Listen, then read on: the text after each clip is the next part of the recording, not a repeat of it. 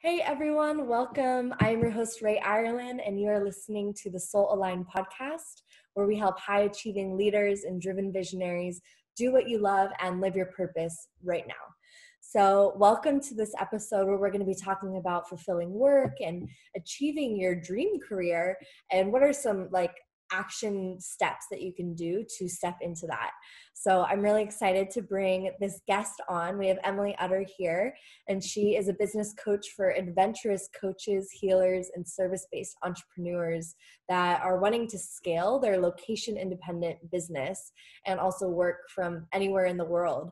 And I think this is so key, the work that Emily is doing, because similar to the work that I'm doing, we need to be online. I think now more than ever, it's clear that this is the direction that we're going in. So whether you're craving that freedom, or actually now if you're craving safety, then this might be a good way to go. So we're going to kind of dive into her story, how she created this business, and some tips that she's seen in creating this business for herself and also helping others create this sort of lifestyle, living out their dream career. So thanks so much for joining, Emily. Yeah, thanks for having me, Rae. This is great. I'm excited to chat. Yeah, absolutely. So let's just dive right in. I want to hear a little bit about your story. I know that you used to work as an activist, so maybe sharing a little bit about that. And I'm curious, as you're sharing the story with us, did you always have the dream of becoming a coach and entrepreneur?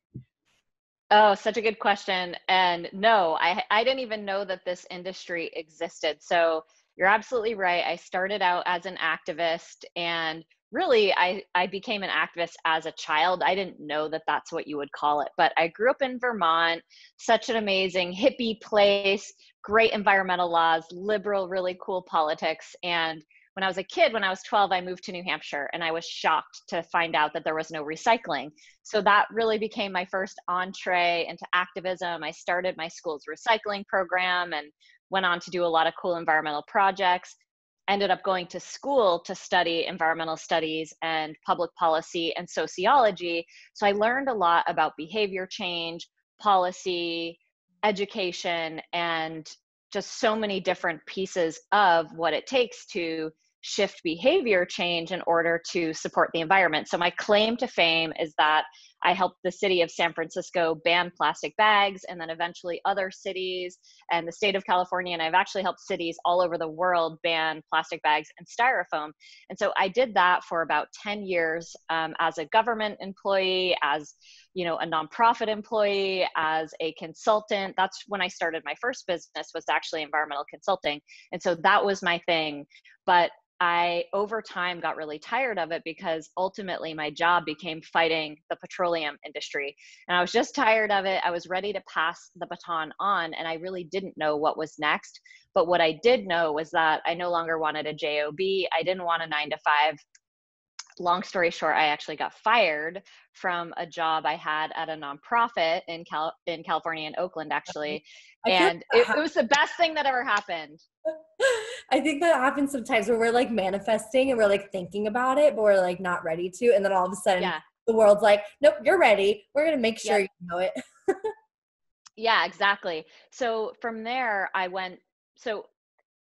basically went from that into going back to doing the environmental consulting as a self-employed person. And what happened next is why I became a coach. So I was going out, speaking at conferences, had all these different clients, and it became one of those things where everybody wanted to pick my brain. Can I take you to dinner? Can I pick your brain? Can we do a call? Can we have coffee? And it was like several of these a week. And so I just put a call out to the universe, and I was like, there's got to be a way to make money doing this. And I had never heard of the coaching industry. I didn't know anything, but I put the call out to the universe. And then this woman in my co-working space randomly invited me to this coaching event. So I ended up going to the coaching event. I signed up for the coaching program through tears and total hysteria. Oh my God, am I really spending this money? Yes, I did. And that's really where it all began. And since then, I've really built my business around having a freedom-based lifestyle, which is a little bit of a joke in the era of coronavirus. Not been on a plane yet this year, which is insane. I'm so due. But yeah, everything really shifted from there. And I discovered that what I'm super passionate about, as far as our industry goes and my work in the world, is really supporting people to step fully into their personal power. So I know, I do this as like a sales queen, and then also in my other programs, but that's really kind of the beginning of how this business came to be. So cool. I love hearing like all the stories, and it's like I think also like our dreams, sometimes we have them and we forget. We can tend to think like, oh, I have to like make this happen, but there's also this piece, and like what I heard from your story is like the dream also comes to us. Like Yes, definitely. sometimes it's this like divine meeting. um, and so I'm curious, like, so you help, coaches, healers, and consultants, like, really like get out of this like hustle. And something that I know you help with is like helping them stop over giving. And I hear this in your Yeah. story of like you were like doing all these calls, and I can so relate. Like I think my business started the same way, and I was just like Yeah. exhausted. I'm like, I'm not even making money. Like, Yeah. how is anyone supposed to have a job when like life is like this? And then I realized, oh well, not everyone is experiencing this.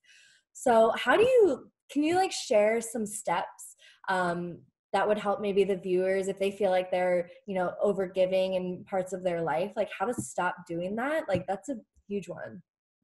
Yeah, I mean, it's interesting because people do ask me a lot about boundaries, and often what I find is that people are just afraid to actually say whatever it is that they need to say. So they're afraid to set the boundary. We all have our different stuff that we have. So whether it's fear of abandonment, fear of not being liked, or worried about some kind of horrible outcome that someone is imagining in their head, but really it's about taking that first step and just practicing the no if that's what needs to happen. So a client actually sent me the other day a screenshot of someone saying, "Hey, can I pick your brain about yada yada?" And I don't even entertain questions like that. Like it's not, and actually I want to say this too, because I'm so clear in myself that that's not something I do, people really don't ask me anymore. It's very, very rare, very rarely do I have to say, that's not something that I do. And I think it's really about just practicing, finding a polite but firm way to say it, and then letting people know what they can do instead. So we actually created a link. I don't even know if it exists anymore, but where if someone wanted to have coffee with me, they could book it for, I think, $300 or $500 or something like that. It's like, if you want to have coffee with me, you let's do it. I mean, probably that wouldn't happen today, but go ahead and pay, and then we can have the coffee, and the coffee's on me. Yeah. But it's like just declaring that. And we here's what I say to people who have businesses. You never go to the grocery store and think just they're going to let you leave with your bag of food. Like it doesn't occur to you to not pay, right? Like you expect to pay. And we need to treat our businesses the same way, such that people expect to pay for the service, which is our wisdom that we've spent our entire lives learning, investing in, and growing. And people get to pay for that. So it's not that I don't believe in generosity. I know you and I are similar in that we put out tons of epic free content. So there is something for everyone. And if somebody wants my time one-on-one, they get to pay for it. Yeah, I love this. And I think it's such an important like action step in terms of like achieving your dream career, your dream business, because Yeah. like we can have the dream, but like if you're not valuing it and if you're just putting it out there in the world, like you're actually not creating a career, you're creating a hobby. And Yes. if you want to do that, that's fine. Like all props to you. But if you're really wanting to create a dream career where you can, really support yourself with sustainable income, where whatever level that looks like, you need to like set up these boundaries and really have them in place. Absolutely. Yeah. So I'm curious, like in your journey, like, and I'm sure you have, but I would love to hear a story of like, did you ever have a time where you thought like, maybe this dream that I have isn't possible?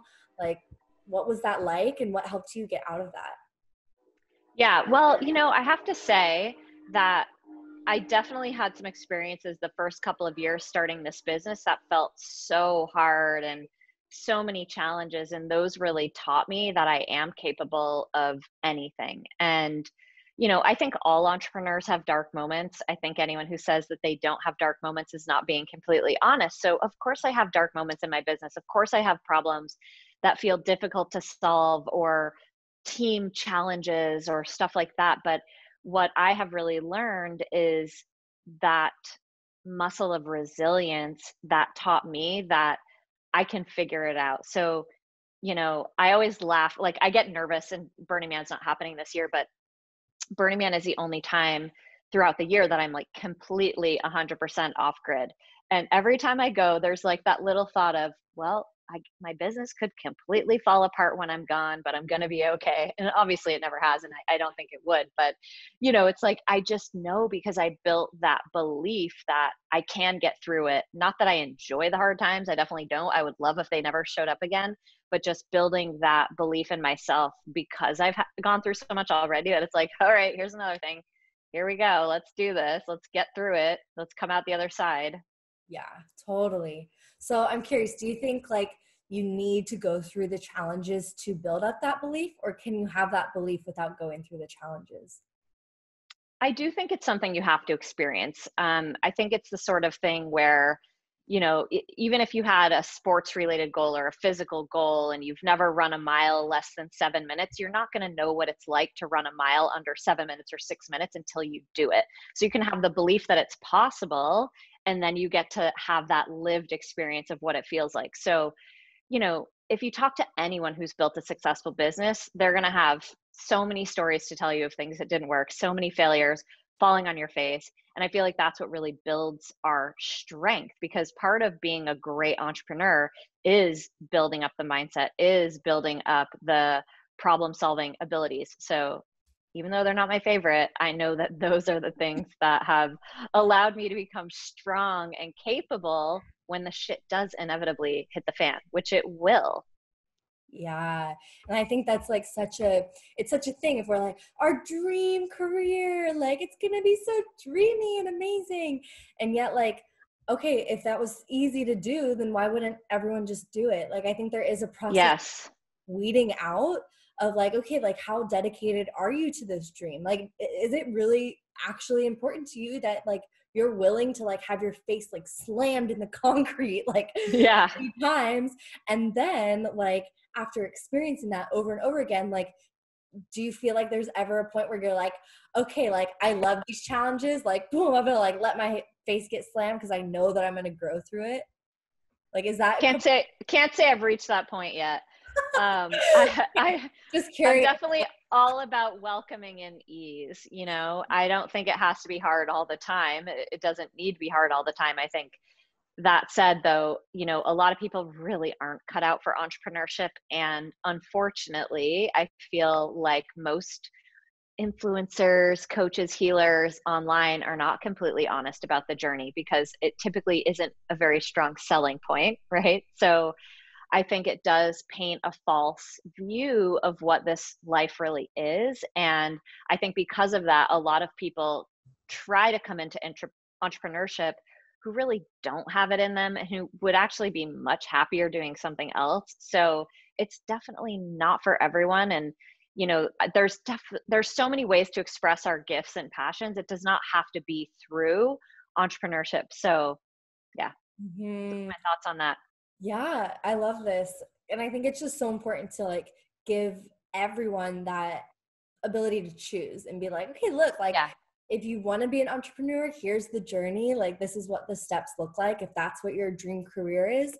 And if your dream career is to be working in a corporation or under, another company, like that's amazing too. Like it's all about, we're talking about, fulfilling work. So it's Yeah. really like, are you in alignment with the work that you're going in the direction that you're going on? And if not, then you need to figure out how to get on the track. And it really does look different for everyone. Yep, absolutely. So I would love to hear, like, what is the most fulfilling part of your work that you get to do? Oh, it's such a good question. Well, it's definitely my client wins. Like, hands down, that's absolutely the most fun for me. So, when it comes to earning more money, raising rates, having a really big month, I also work with my clients a lot on their content. So I'll have clients whose content goes viral, or they'll get a bunch of new leads from it, or new clients, new sales. So all of that is really what lights me up, and just seeing the shifts that my clients experience and also their gratitude. I just got a really sweet voice note from a client earlier today who was just sharing her gratitude with me, and things like that really fuel me. Those are the moments that get me through the tough times. That's really the best for me. That's what lights me up, is seeing how, you know, whatever magic it is that I'm bringing to the containers that I work with, the results that my clients experience, like that's really the best part of it for me. I love that. I think sometimes too, it's funny because I think it's even like seeing clients' results can be even more gratifying than like our own results. Do you feel Yeah. that too? Yeah, and I celebrate myself and my clients celebrate me, but I've definitely shifted my focus towards them, and being more excited to brag about my clients than brag about myself, because ultimately, of course I'm here to make great money and have a great life and all of that, but if my clients aren't getting results, then what am I doing this for? So Mhm. that's what I'm into these days. Yeah, I love that. So these values that you were holding, I want to kind of like backtrack into like your work as an activist and like the passion that you had, even just growing up and seeing kind of what was happening in the world. Do you feel like you're able to like weave in these values now into your new, not new, but what you're doing now? Yeah. Because I do hear sometimes, it's like, oh, well, like, I don't really want this job, but I feel like I'm fulfilling my values in here. And so it can be hard to kind of transition or decide to do something different and feel like, I don't know if I'll be able to like do my values and like have that be a part of my business if it's like a different focus. What? Yeah, this is such a good question. And this is something I really had to become okay with when I decided to leave the environmental world, because there aren't as many ways to, um, you know, weave that into this business. So that said, there are specific things that we do where I do get to reflect my values. So for instance, at our live retreats, when we're able to have those, we have specific things in our contract, and we ask for this, and this gets built into the contract of whatever venue we work with. So there's no disposables allowed, there's no paper cups, there's no plastic utensils, there's no water bottles, there's no plastic water bottles, there's no disposable anything. The other thing that you'll find if you come to an event of mine is that there's not a bunch of shitty swag. So I know a lot of events will do these swag bags and they make it like this thing, but it's stuff that people don't really want. So we do give gifts, but they're things that I think are practical, useful. They're not just like totally wasteful. And so that's something that we really think about. And even with our name tags, that's something where we put in a lot more time to find a more environmentally friendly name tag, whereas everywhere else you go, they're going to have the lanyard with the plastic thing with the la la la, and then they don't even save them at the end. Very few people actually save that stuff and reuse it. So those are things we're super conscious about. So that's how I currently express my environmentalism, is through our events and gifts and things like that. Mm. Another thing that we've been really focused on in my company is building our company to be on a foundation of anti-racism. So this is something that I have been invested in over the years, but really took it to the next level when the Black Lives Matter movement really picked up recently. So I rehired a coach who I'd worked with in the past, who's actually a former client. And so I'm working with her at a very high level, integrating anti-racist policies into our company. So everything from how we hire, how we orient our clients, all of our clients are required to attend anti-racism training as part of the curriculum for my mastermind, for example. So we take it really seriously.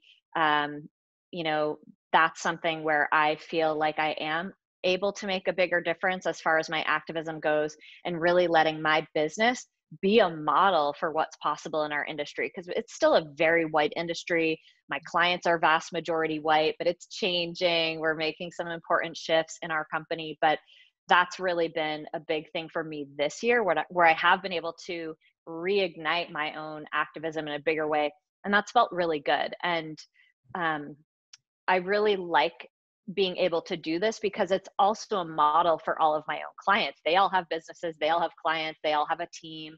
And so through the work that we're offering for my mastermind clients, just as an example, they're able to start doing some of this work first internally, but then inside of their own businesses as well. So that's been a huge thing for us over the past several months. And we've made a lot of progress with that. So that's the biggest thing we're working on right now, activism wise. That's awesome. I love hearing just how it all can interact with one another and like bring in these different passions into like what is a much larger machine than even just yourself. Yeah. That's really cool and so inspiring to hear. I'm curious, do you have anything else that you'd like to share with any of our viewers that might be watching, you know, that are entrepreneurs, maybe in their first few years of business and kind of figuring out like, okay, how do I like really get this dream to turn into a reality? Like, are there any other action steps that are just must that they should be taking and aware of? Well, definitely investing in themselves. So if you're a brand newbie, you got to hire a coach, right? I don't know if you work with brand newbies, but Not no, me. you don't. There are Okay. people out there.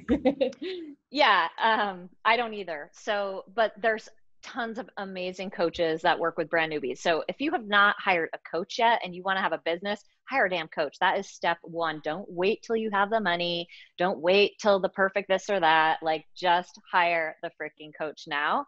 That's the number one thing. And then also just know, I feel like part of my job with my clients is to just like hammer into their brain and brainwash them to believe that they really truly can lead with their truth and their true personality and essence. So there's a lot of contrived crap on the internet, but the reality is if you show your personality, if you show who you are, if you're, unapologetic about your self-expression, you're going to make more money faster because it's something for people to latch onto and be magnetized and drawn to. So that's another thing I would say is just trust that who you are is enough. I have a whole long story that's not for today about how I judged myself and I thought I was supposed to be a different way. And then when I just let my freak flag fly, I doubled my business, like everything changed.